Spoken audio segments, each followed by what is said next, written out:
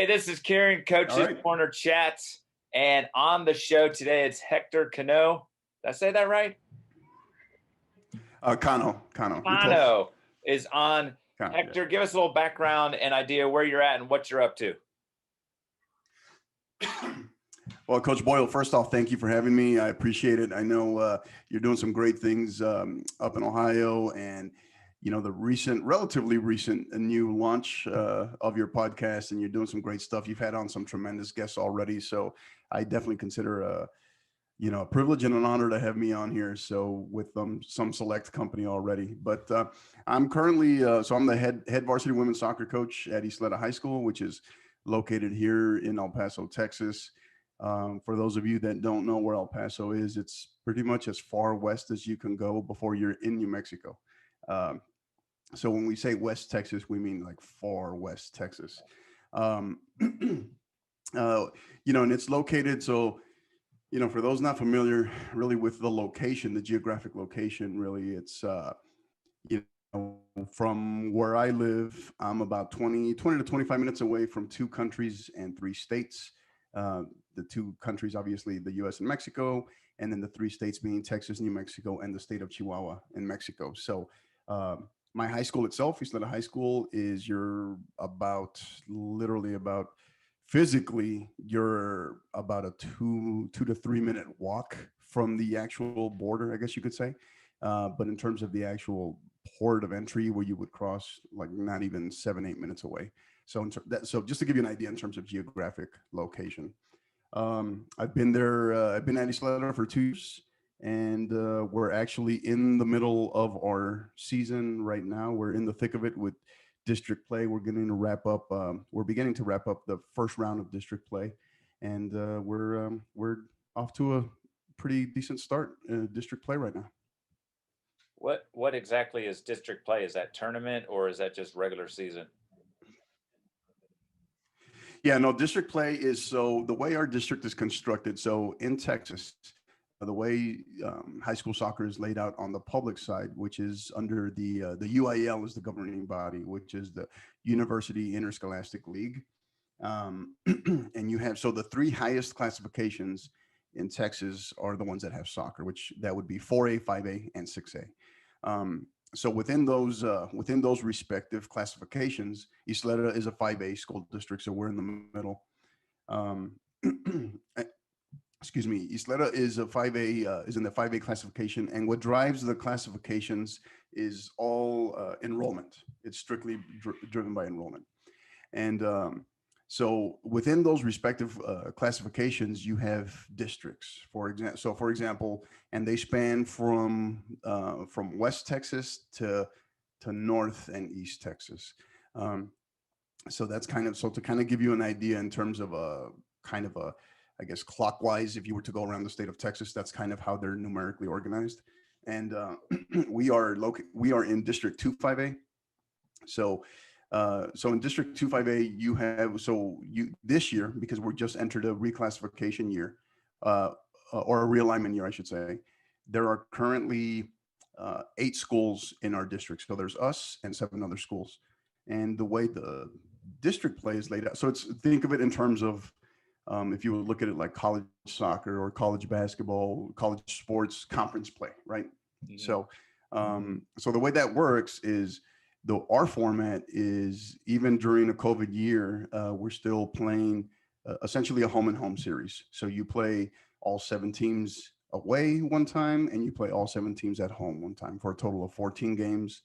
In addition to, this year, we only had 2 non-district games. So does that make sense? Yeah, it does. So now that clears it up. So with your geographic kind of location, is there a lot of diversity? What's the makeup of your team in that area? Diversity is yes and no. I mean, you look at it from the standpoint of, it's not uncommon at all in terms of, it's obviously heavy Latino, heavy Mexican American. But the diversity comes into play in terms of having student athletes that are, I guess you could say, first generation, first generation American, second or third generation American, or even what is very common here as well is to have student athletes that have family on both sides of the border, right on the other side of the border there in Ciudad Juarez, which is very big city in northern Mexico. And an interesting fact in terms of the city of Juarez and El Paso is they combine to make the two largest bordering cities in the world. Because you're looking at a population of two bordering cities that are, I think, at about I want to say 2.3 million, somewhere around there. Um, so where I'm going with that is it's not uncommon to have student athletes who have, like I said, they have family on both sides of the border, but they're also, they may have one parent living in El Paso, one parent living in Juarez, or they stay with family, during the week where they attend school, and then they go home on the weekend. So it's a good sign. It's a really good indication of really knowing who wants to be here, who's willing to, who wants to play, who wants to represent their community, their school, and also, and obviously without saying, kind of trying to pursue the American dream. Yeah, I was going to say, how does that affected? So, is this your first time doing a high school setting in coaching wise? No, no. Before I moved here, I was in San Antonio. So I was there for the last 5 years at a Okay. private school there. And unlike most states, in Texas, public and private schools are completely separate in terms of leagues, right? Um, so the big one on the public side being the UIL, which I just mentioned, and then on the private side, you have the two major ones are TAPS, which is the Texas Association of Private and Parochial Schools, and then also SPC, which is the Southwest Preparatory Conference. So, off of your experience from San Antonio to now El Paso, what are some of the, I guess, some of the different ways that maybe you had to coach maybe the private school in San Antonio versus what you do now? Do you kind of go at it a different way? No, no, not really. To be honest, I mean your settings are a little different. You can have a little your depth can vary. The level of talent, how much returning talent you have is obviously that can vary. What's probably been the biggest difference is just in terms of the level of ability to work on development of what was coming into the high school. So, and what I mean by that is, so for example, the current school where I'm at right now, you're we interact normally, we're interactive and supportive of our middle school programs, the middle school feeder system that feeds into our high school, but it's still very limited. It's still very limited. um, don't really have a whole lot of say, so it is what it is. You're involved and you're supportive as best as you can. Whereas in San Antonio, the private school that I was at there, St. Mary's Hall, they so it was a very unique perspective, or very unique setting, because you had a lower school, a middle school, and a upper school, a high school, all in one location, right? so and as a private school, when I got there, what we did was we created a lower school soccer program, which inevitably, with the intent was really ultimately kind of by the numbers, trying to grow the game, grow knowledge of the game, grow support, and also community outreach with the parents, bring the parents on as support coaches, volunteer coaches, and then we brought in some of our players, some of my high school players, to help out. So that materialized into almost what kind of became like a mini, I guess, mini academy system, if you will, at the lower school. So you had a lot of direct say, um, as early as first grade, as to how the kids were being trained, Mhm. being able to work with them, interact with them, who was training them, how they were being trained, and then as they went through the middle school and then ultimately got up to the high school. That's awesome to have that ability to start tapping Yeah. into them when they're younger. Because as you would probably agree, getting them young and getting them passionate about the game is so important, especially if you're building a program toward the high school level uh, and beyond. Does Yeah.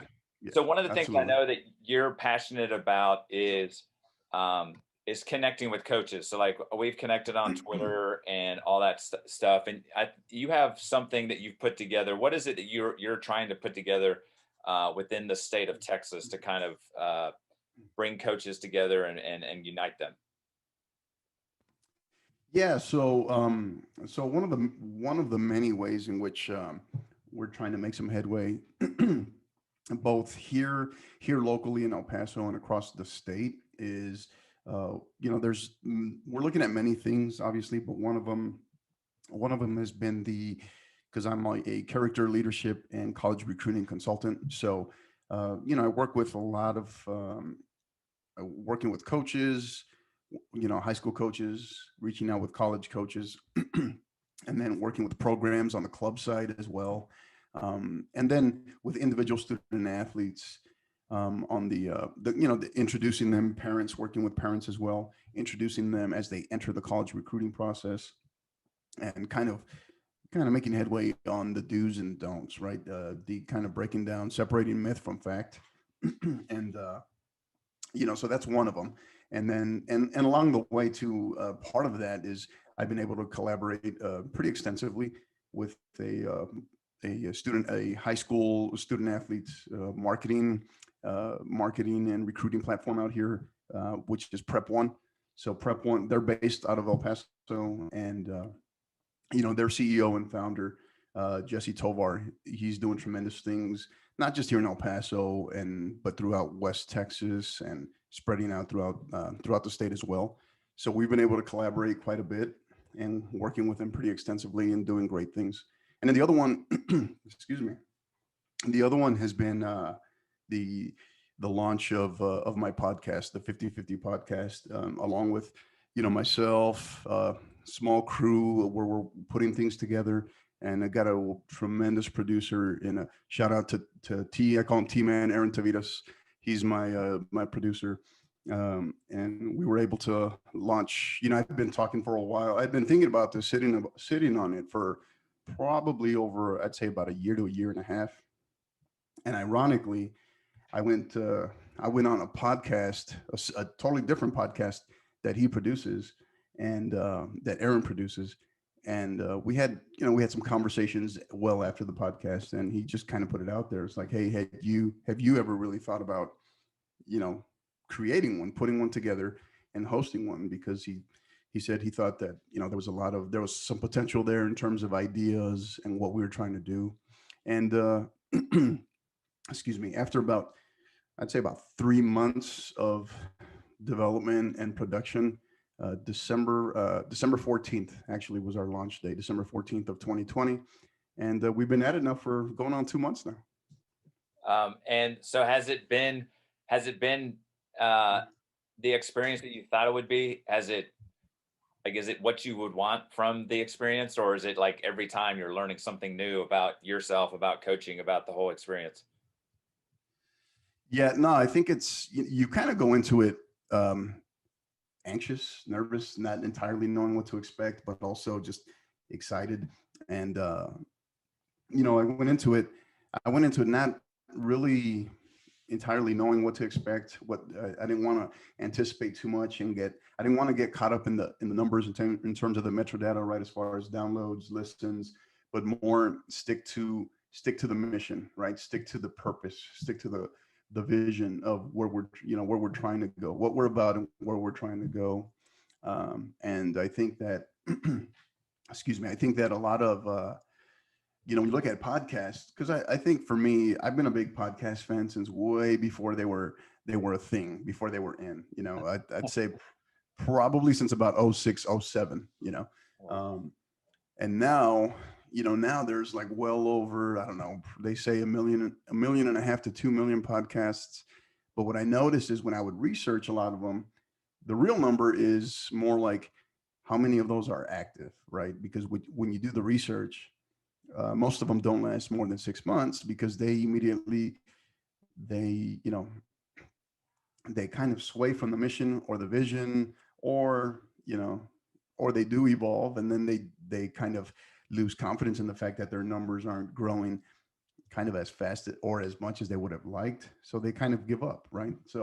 Um, so I kind of went into this knowing that trying to, with I guess the big picture in it for the long term, the kind of treating it like a marathon, not a marathon, not a sprint. And yeah, I think you know, we've had tremendous guests already. We actually launch our eighth episode. Eighth episode drops tomorrow, and we've had great guests so far. I've had we've had some great interviews, and then I think the other the other part of what I take from just learning from other people. Um, the other part that I think that I take from the podcast is the stuff that is discussed off air, you know, either before or after the actual interviews. Uh, You know, that's a lot of really good stuff. It's a lot of funny stuff too. And then, you know, and then also, you know, prepping, what I realized and what I was going to do anyway, because I'm a prepper, is is research for the podcast, because there's, you know, ours is done in segments. So there's a first segment, kind of an intro where I come in for a couple of minutes of monologue. We dive into the interview, and then we come back for the final segment where it's kind of a second monologue, a close, you know, where an outro, I guess, segment, if you will. And in there, we're looking at different things in terms of the state of the game. We're looking at rankings. We're looking at upcoming games. We're trying to highlight players to watch, programs that are on the rise, different trends. So we're really trying to, you know, we say that we're dedicated, that we're dedicated to the people. It's about the people and for the people that are dedicated to the beautiful game. And that's really our focus. So I think we're trying to take the approach. I'm trying to take the approach that we're in it for the long haul, and we're hoping to have success. that is so cool. It's and that's kind of the way I've gone about it. Is like, look, I'm gonna get this together. I'm gonna get a ton of value from the experience, and then hopefully it goes out. And even if it affects, you know, one or two coaches and they take something from it, and I'm with you. I've numerous times I've like shut the episode down, and then we talk for another 20 minutes, and I'm like, oh my gosh, why did I stop the episode early? Right, right, Because this stuff is killer. right. Or like you said, you start finding a little bit more about some of the things about coaches. You kept mentioning like mission, purpose, vision. Is that something that's like consistent across the board? And like, where did that come about? Like, where did that kind of get ingrained in you that you're now looking beyond? Like, I haven't heard anything about like I'm here to get results or I'm here to win championships. It really sounds like even with the recruiting thing, what a great opportunity for those student athletes you're talking about that are like the American dream that now can have maybe an avenue to get to the college level because of the Right. skill they have. Or as I'm sure you found from discussions like I've had with parents and players, they know nothing about the recruiting process and some of the things that go into it. So Right. where did this whole mind, is it just the podcast? But I'm assuming it's probably bigger than that. It's kind of a life thing that you live. Right. Yeah. I think, you know, and it's kind of one of those where I got to be careful when I go out, because this kind of becomes Pandora's box, and I get on my soapbox, right? But no, I think that a lot of it is rooted in just simply calling, you know, calling and purpose versus job, right? As a coach, um, as a coach, we have to be in this for the right reasons. Our heart has to be true. We have to have, you know, the right, you know, great intent the whole time, um, because there's kind of so much at stake there, and we can have such a tremendous impact, not just by what we say or what we do, but how we, you know, how we make people feel, because that can stay with them for a lifetime. And so, you know, one of the things that I do, it's like I kind of I just view the profession. I take great pride in it, and I view it as an ongoing, a never-ending craft, right? So, as a coach, I'm talking as a coach here, and then also just my, you know, you talk about the love for the game, my love for the game, and I think a lot of it, a lot of it has been rooted in the in terms of the game in this country, as far as the divisiveness, whether it be just you know pro versus college, or you shouldn't go to college, you should try to go straight to pro. And then there's just layers to it. Within pro, it's like, well, you really shouldn't be in this country, you should be just on strictly in Europe. College, it's divisive from the standpoint of divisions, right? And then and I get it from the competitive perspective, but sometimes it's also trying to explain that to a recruit in the college recruiting process and a parent, that it's about the right fit, not the division, right? Not the level. So and then you look at it, and then when you go into the youth level, there's divisiveness there as well between club and high school, right? And for me, I think when I talk about mission as a coach, mission as the podcast, I'm a big character and leadership guy, and I think that part of what was big, kind of gave me that big push to go ahead and finally just launch the podcast was, I think leadership, you have to demonstrate that leadership consistently. And I can, it's easy to question from the sideline. It's easy to say, well, why do they do this? Why do they do that? So rather than contribute to the problem, I kind of wanted to go out there, see what I can actually contribute, right? So through guests, through interviews, through bringing in college coaches, introducing them to high school student athletes and parents across the state, to, one of the big focuses of our platform with the podcast is trying to reach out to parents, giving parents a platform where they can go and listen, and maybe take, even if it's just one nugget, right, one pointer that they take in terms of the recruiting process from a college coach that was on. And again, going back to the do's and the don'ts and breaking down, separating myths from facts, because oftentimes, because it's a daunting task.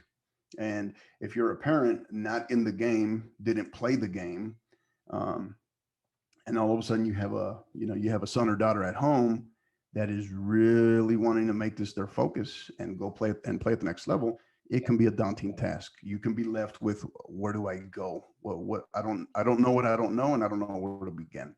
So, and we're not saying that our podcast is going to answer everything, but we just kind of wanted to be just one more outlet, one more platform. And so I think, that's part of the mission there. And I think it's part of growing the game, rather than trying to complain about all the divisiveness, is trying to be a unifier, at least wherever I'm at, right, locally, and then work your way out from there. Is it always going to be the case? Is everyone going to see it the way you do? No, and that's fine. That's okay. I think that's what's supposed to make us stronger. That's what's supposed to make us better. But as long as we can work together and learn from each other, I think ultimately that's what it's about. And we talk about mission, mission in terms of what we're trying to do for the game, and then our mission is what we're doing day to day. Our vision is ultimately where we're trying to go. And I think as long as we stay true to that and what we're about, and remember who really, when I say the podcast, who we're working for, I think we'll be okay. That's so stinking cool. I love the soapbox you just hopped on. That's a good spot. Sorry. That's a good spot for you. So, growing up, were you a soccer player all the way up, and then that's kind of been your love, or how did you end up kind of getting into this spot where you're as passionate as you are about the game? Yeah, it was kind of I wouldn't say a love hate. It was just kind of a strange. I strayed away from the game. I was a multi-sport athlete, and then as I entered high school, I also, I also boxed. I also was a boxer, and I was trying to challenge. When I realized I had a legitimate shot to contend and to challenge for the 1996 Olympic trials, when you get to that level, you really have to hone in and focus, right? So I had to kind of put, and of course, I think, as we're talking in the mid 90s here, early 90s, mid 90s, youth soccer then wasn't what it is now. MLS didn't even exist, right? So just to give you, so I can date myself a little, but so I kind of had to put soccer on hold and then the intent became really to, to contend for the trials, do everything I can to challenge for a spot, either as obviously as the champion or as an alternate on the 96 Olympic team, or if not, you know, and then ultimately, try to go pro after that. And it didn't come to fruition just because I lost to quality competition. And then after that, when the intent was still kind of to really try to consider going pro, I just, typical 18-year-old kid, thought I knew it all, didn't want to listen to, my manager, my trainer. And, so I decided to shut it down completely for a while. And then I always had a thing for the military. I always knew I come from a military family, throughout my family, not just my immediate family, but um, I knew at some point eventually just I wanted to see the world. I wanted to go out and do things. And I knew I was going to get school done. I knew I was going to get college done. I just wasn't in the mindset to go to school right then and there. And so I decided to join in the military after that, right after high school. I enlisted in the Air Force, and then I just kind of said, it's like, hey, if it's meant to be for me to go pro, I'll try to go pro through the Air Force through my time, because it's happened with fighters training in the military. Um, and so that worked for a little while, but then I ultimately, I was stationed in Europe. And that's what in Europe is what really kind of finally brought me back to the game. So I ended up, playing in some base teams, varsity teams, and then ended up playing semi-pro ball there in Italy and Germany while I was there. And then a couple of injuries, getting banged up. So then I started, just started assisting, started coaching a little bit. And that's kind of really where I really got the taste and started to get the bug, for wanting to, maybe consider coaching, or I shouldn't say consider coaching forever, but I realized that, hey, I take to this well. I could, I love this. This is awesome. And I love the game. And then, down the road, I would have never imagined that I'd be doing this forever, but yeah, no regrets. Wow. Oh, wow. So, um, the boxing type experience. So, what was your big takeaway from, like, if you do you ever say, if I could go back, what would be something you might have done differently when in terms of that whole Olympic experience that you think maybe now that you're, like you said, I was a young dude at that point and I was just going in Mhm. brash. I felt pretty good about what I was doing. What's something when you look back and you think maybe if I had gone about it this way, maybe a different result, or do you think it was what it was? Like you said, there were better guys at that time, talent wise, and Yeah. it actually put me in a direction that's where I'm at now in my life because of that experience.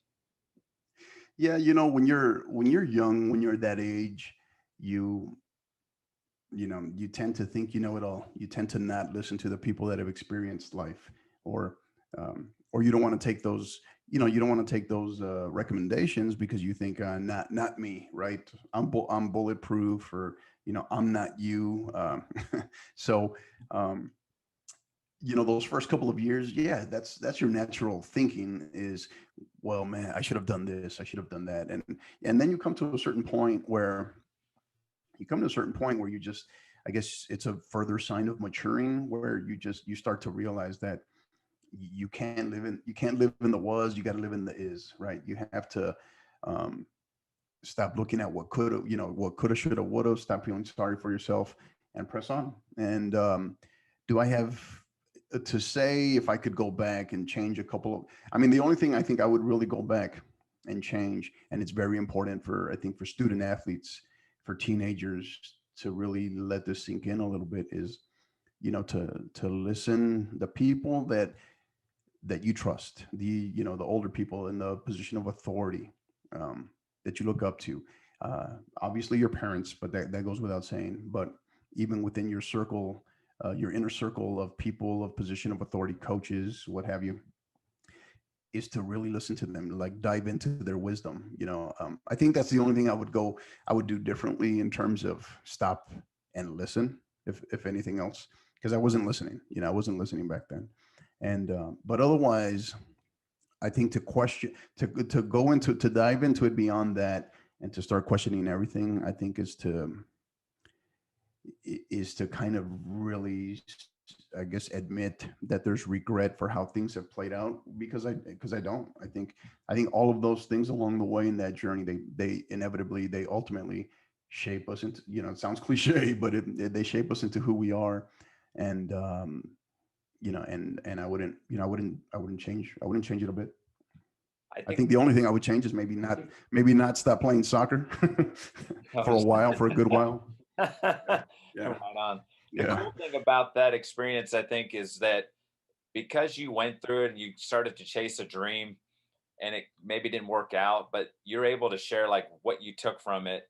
And I think that's something for sure that you're with your mission and vision and purpose that you have with your high school group, with your recruiting. Like I'm sure you're like sharing that with them constantly. Like, look, man, I was in your spot. I had talent. I had the gift. I had opportunities.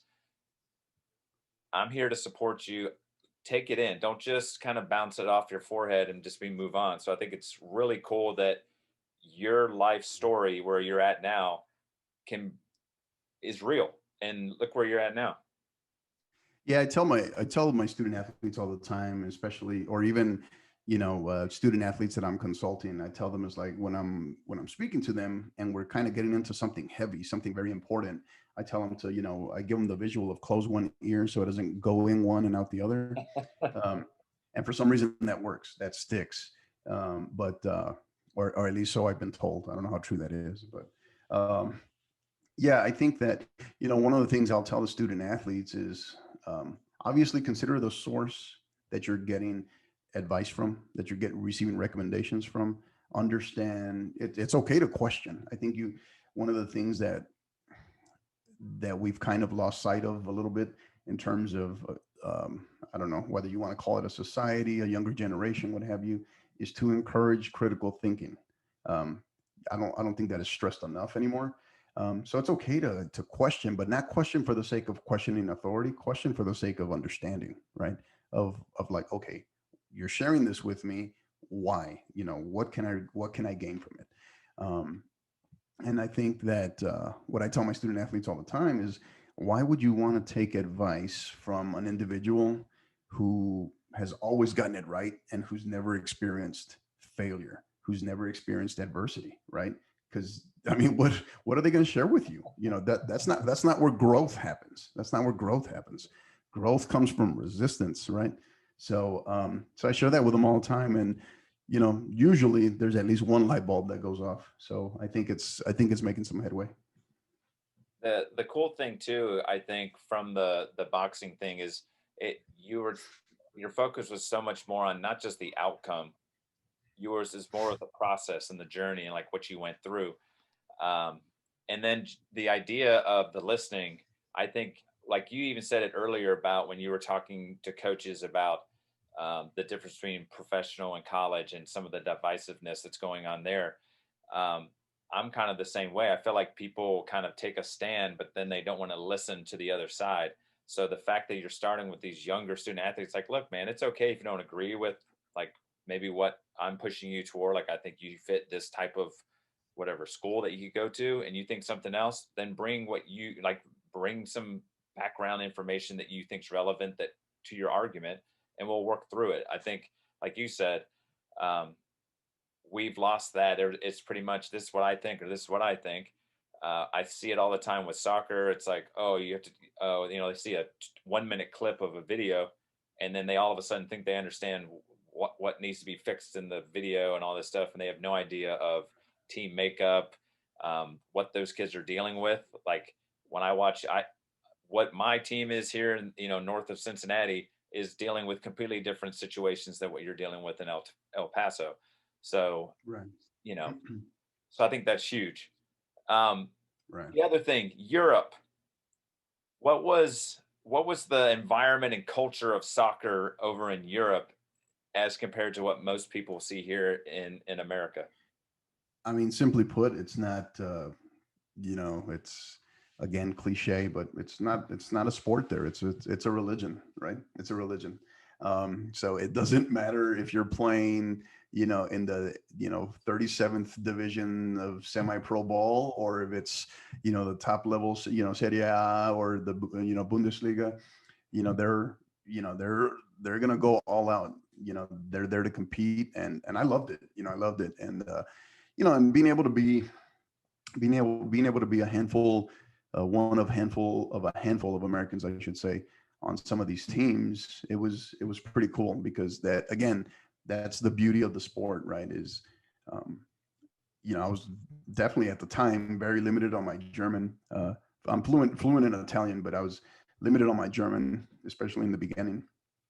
And there, a lot of the, German teammates that I played with, they were, and they weren't always all, they weren't like, some of them were immigrants as well, where they were just, they were just maybe first generation, German as well, from different countries in Europe.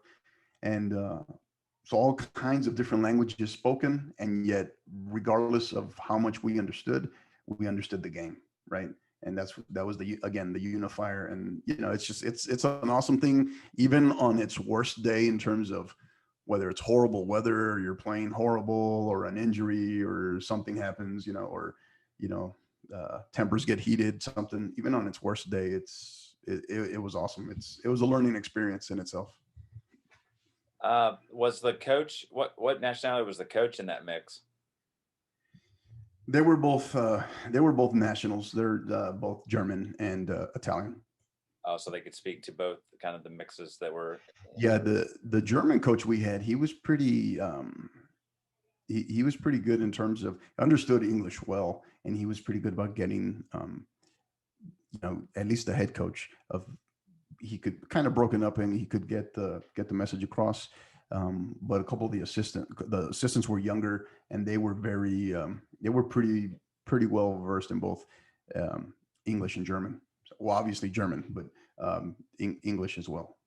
I think what they would struggle with from time to time is how there could be, a couple of different Americans on the team. And, for example, you'll have a kid like me from Texas, and a kid, from the South, whether it be like, I don't know, we'll say Georgia or something, and then a kid from Boston or Jersey, right? And so they're trying to adjust to, sometimes really not so much the accents, because in the military, you inevitably kind of lose the accent for the most part, but just kind of the, whether it's that Jersey, or that Northeast Jersey, or Boston slang versus in the South, or what I may be saying, being a Texas boy.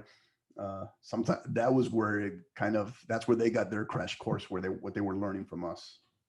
So it was pretty fascinating. Yeah, I was going to say that's like a some type of sociology kind of like, or psychology kind of test of Right. putting people into a Right. mix, or And, weird. and to think this happens on every pro soccer team around the world, right?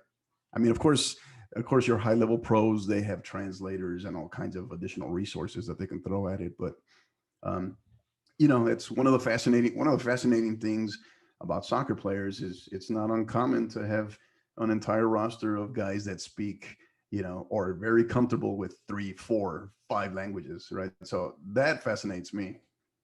Yeah, that's amazing, because I know, just even here in the States, some people call it a 1-2, some people call it a give and go. Like, there's even different terminology within the US. That's kind of what I thought you were going to go for too, as well. It's not just the slang, but a Right. guy that's been playing soccer up in Jersey versus what you've been playing in Texas, some of the terminology, even though they're the same, like even like we play our league in the fall for high school. You guys are Excuse me. playing now. So it's, there's even Yeah, within yeah. our countries, there's so many differences in that way. Um, Well, it put me in a position to learn. It was later I would come to realize, at that moment, I would come to later realize the importance of body language. And because we, as coaches, we emphasize communication, specific communication, every day to our teams, right? It never ends. um with my team now, we'll do an activity. It doesn't matter if it's a warm up, doesn't matter if it's a small sided game, expanded, small sided, or even in a scrimmage, right? And we're making some coaching points. Anytime we come in, call them in right away. It never fails. Communication is one of the very first things that comes up. But my time in Europe, what I quickly realized, and it would come back to me years later, obviously years later being now, is the importance of, because as much as we stress communication, so much of it in the game is just like in life, right? So much of it is nonverbal, Mhm. right? And being deliberate with your actions and being predictable with your actions for your teammates around you.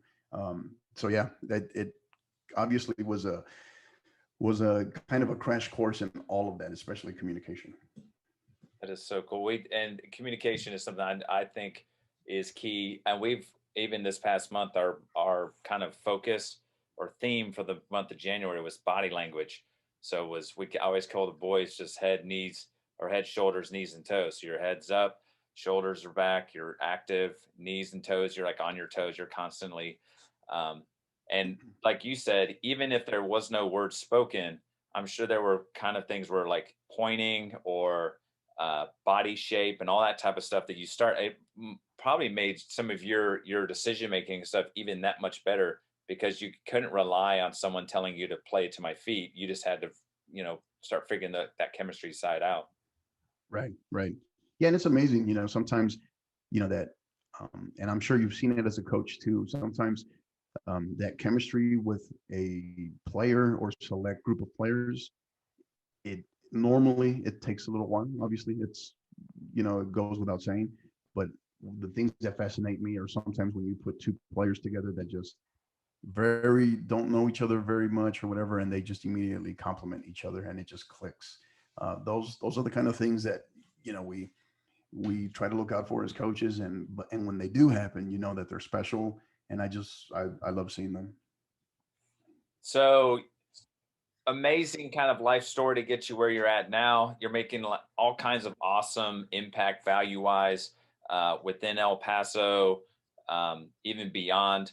What what is it? You talked about vision. What is do you have a large vision, or kind of you've been talking about like, look, I'm not in it for the likes and the follows, but I'm in this to bring value and purpose and mission to people. Um, where do you see Hector going in the next 5, 10 years with all of this that you've got going on? Yeah, yeah. That's a constant vector, right? That I'm asking myself as far as how do I know how do we gauge progress? How do we gauge, just like coaches, right? When we ask ourselves with our teams, how do we measure success, right? Um, so I think that um, I think in terms of mission, uh, it's to continue, I guess, continue building a coach's desire to want to be a coach, and emphasizing the transformational over transactional, um, the the legitimacy and professionalism of high school soccer coaches in this country. And and I think that's a whole other, we start talking about whether it's just bureaucracy or how things have been in this country. That's a whole other layer of red tape in terms of administrations, uh, obviously principals, athletic coordinators, athletic directors at the high school level, in terms of developing coaches, developing soccer coaches, encouraging soccer coaches, requiring soccer coaches to get coaching, coaching education, professional development at the high school level. Um, that it's not just about, it goes without saying in terms of football and basketball, but that it's where this country is headed in terms of the sport of soccer. And I think just strengthening the legitimacy and the, I guess, for lack of better words, I mean this in a good way, the professionalism and the professional development of high school coaches. So this way, the the stereotype is kind of goes by the wayside, that because part of what got me in the high school game, excuse me, part of what got me in the high school game was, I got tired of the stereotype of, well, you basically had in many cases, not always, but just generally speaking, college coaches and high school coaches bickering in terms of, well, club coaches are just in it for the money, right? High school coaches, they don't know what they're doing, and they're throwing a football guy in there and calling him a soccer coach, and he or she just rolls the ball out, right? And or they run laps all the time for a warm up, right?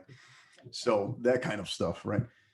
So when I got to San Antonio, and while I was in grad school, I reached out to a friend and that I was coaching club with, because I was coaching club, and I said, hey, I'm kind of interested in I want to experience high school soccer myself, right? Because I'm kind of a dive in and experience kind of person, rather than just, well, I don't want to experience this because somebody told me that this and this, and I should stay away from it.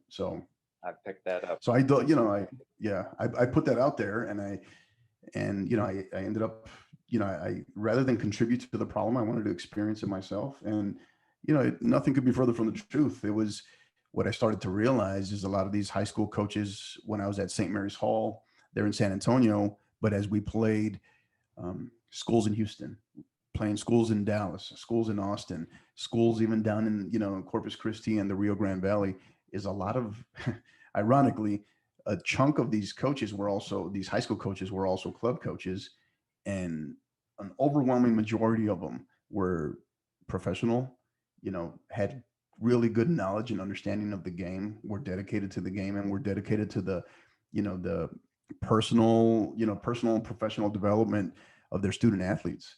And I would have never known that, or truly believed that, had I not experienced it. And so, yeah, I think it's a matter of is trying to further that cause, further the not the argument, but the understanding, the fight, I guess, for the legitimacy of the high school game in this country, because I think it's in too many circles, it's still viewed as an afterthought. It's all about club and club only, and I think they can easily coexist and support each other. There's so many great nuggets, like just from the time that we've chatted, and what have you. If people want to connect with you, they want to follow up, maybe get some more information on character development or the recruiting thing, or just check out the podcast, what are some great ways to get connected with you? Yeah. So Twitter, I'm pretty busy, pretty active on Twitter. Twitter, you connect with me personally. You can find me at Coach H Cano. So that's Coach H, the letter H, and then my last name Cano, Cano. And then the podcast on Twitter, in terms of just general information, stuff that we're putting out there, supportive college, because we cover obviously high school, club, and college soccer in the state of Texas. You can find us at 50_50 pod. That's at 50_50 pod. And then you can also, on Instagram, we are at 50_50 podcast. And then as far as the actual podcast itself, we're on all major podcast platforms, and we're part of the A Day in the Life network. So this is where it can get a little tricky. So the easiest way to find us is you go, for example, Spotify or Apple, right? Apple Podcast, you just enter A Day in the Life :unplugged. And then that's where you'll find all episodes of the 50/50 podcast. So that's A Day in the Life :unplugged. And then that's where you'll find us. And we're, really excited to be part of the Day in the Life network, because they got, the plan is there in terms of, the network, to grow the network as well, is to have other podcasts on there. And the plan is other sports, different sports, and have it on there where we're all about the same message, tailored towards, specific sports, or maybe specific audiences, maybe, but still in the end, still all about the same thing. And so there are plans to launch a couple of podcasts, I think sometime late this spring, I think. So is the Day in the Life something that you've come up with, or had someone else put it and you were like, I love the idea, I'd like to be a part of it? No, Day in the Life is actually run by Project Play El Paso. So again, that's my producer, Aaron Tavitas. That's his, his baby that he's put together, his behemoth, and he's got, you talk about vision and, great plans in terms of what they have in store. So yeah, so that's he's overseeing that, and right now there's two podcasts on that network, and with, like I said, with the plan, I think, to add about two or three more late spring, early summer, somewhere along those lines. That's awesome. That's cool to have an actual channel, and then within it have a mixture of variety of options within that. So you get to hear, kind of like you were talking about, what we were talking before about, or maybe even during, about listening to other people's podcasts, and you pick up nuances and learn some things. So that's really Right. cool to be able to take in your info and then um, others and what have you. So, but I'm going to wrap this thing up, Hector. I really All right. appreciate this. Has been so stinking awesome. This is Kieran, Coach's Corner Chats, and I'm out. Peace.